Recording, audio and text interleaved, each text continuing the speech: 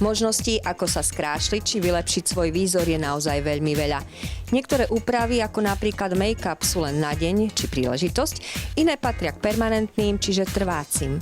Z takýchto nás zaujalo tzv. 3D obočie, o ktorom sme sa viac dozvedeli od pani Jany Sidorovej, majiteľky salóna Janica na Pražskej 4. Naše prvé stretnutie bolo však na výstave Svadba, kde pani Jana tetovala doslova od vidím do nevidím. Prioritne sa zaoberám 3D dizajnom obočia.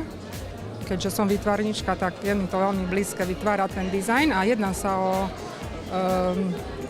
vytváranie prirodzeného obočia, ako keby vyrastali chlopky z tej kože.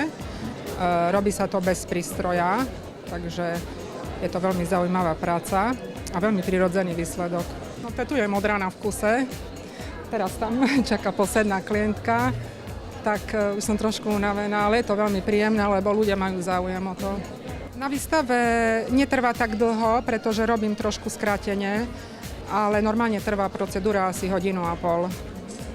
Navrhujem, aby sme využili teraz možnosti televíznej techniky a jedným strihom sa presunuli k vám do salónu na Pražskej ulici číslo 4, kde si povieme o tetovaní oveľa viac. Tetujete obočie 3D efektom. Čo to znamená ten 3D efekt?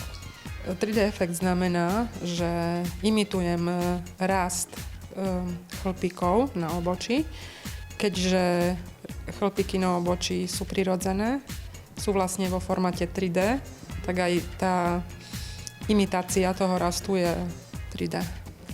Aký rozdiel je medzi tetovaním bežným, na ktoré sme už zvyknutí, a týmto tetovaním? Pri bežnom tetovaní sa tetuje strojčekom. Vtedy ihla sa vpravuje do hĺbky až skoro do 2,5, možno aj do 3 mm do hĺbky kože. A pri tomto tetovaní, ktoré je plíčie, robia sa pozdĺžné zárezy do kože špeciálnou čepielkou a ide do hĺbky asi 1,2 mm. No a samozrejme v tom, ako to vyzerá. Pretože pri bežnom tetovaní je viac menej zaplnené celý ten priestor, takže tam o 3D nemôžeme hovoriť. Boli to? Trošku to boli, ale používam 2 druhy anestéz. Pripomínam, že nie som žiadny lekár. Lekár môže pichnúť injekciu ako anestézu. My môžeme používať len mastičky alebo gely.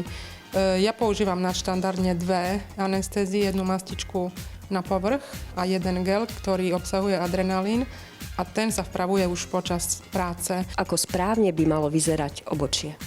V zásade sa musíme držať tváru očí, tvaru nosa. Všetko to veľmi úzko súvisí, pretože my si myslíme, že sme súmerní, ale v skutočnosti sme dosť nesúmerní. Častokrát je jedno obočie vyššie, druhé nižšie. Takisto oko, hej. Keď je oko začína nižšie, aj to obočie prirodzene začína nižšie. Ak je oko ďalej od nosovej kosti, jedna strana a druhé bližšie, takisto obočie prirodzene začína nad tým okom, ktoré je ďalej alebo bližšie. Čiže treba tam trošku takého citu, hej, a pozerať sa na tú tváričku ako v globále a nepozerať sa veľmi presne, či je to šablóna, hej, ale pozerať sa ako na celok, aby ten výsledok bol veľmi estetický a človek, ktorý sa bude pozerať na tú ženu, potom nesmie zbadať nič rušivé. Farebne sú v podstate možnosti hnedej, rôznych odtieňov hnedej. Neveľmi rada dávam svetlo hnedu, pretože vždy je nejaký odliv toho pigmentu, keď vypadne chrastička, asi 2 odtiene odíde. To znamená, že môže byť výsledok veľmi svetlý, v závislosti, aký typ tváre, aký typ pleti je. Takže viac sa pridržiavam tmavšej hnedej, do ktorej pridám svetlejšiu hnedu. Sú možnosti aj skoro čierne a vtedy je výsledok taký tmavo-popolavý.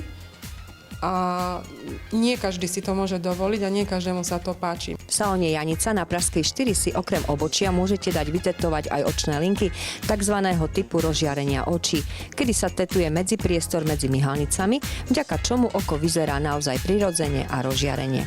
Tetujú sa aj pery, čím sa zvýrazní ich prirodzený pôvab a tetovanie prekvapivo vydrží dosť dlho. Môže to vydržať aj 2 roky úplne v pohode, aj 3. Vo výnimočných prípadoch to vydrží kratšie a vtedy klientky chodia pravidelne často na korekciu, majú výrazné zľavy, pretože chodia pravidelne. Je to vec ich imunity, kože. Strašne veľa faktorov vplýva na to, ako dlho to vydrží. Za normálnych okolností to začne blednúť asi o také 2 roky, možno aj o 3. Hej. Verím, že vás naše rozprávanie o 3D tetovaní obočia inšpiruje buď ku skrášeniu toho, čo by ste si skrášliť chceli, alebo k tomu, že dopomôžete prírode tam, kde bola menej štedrá.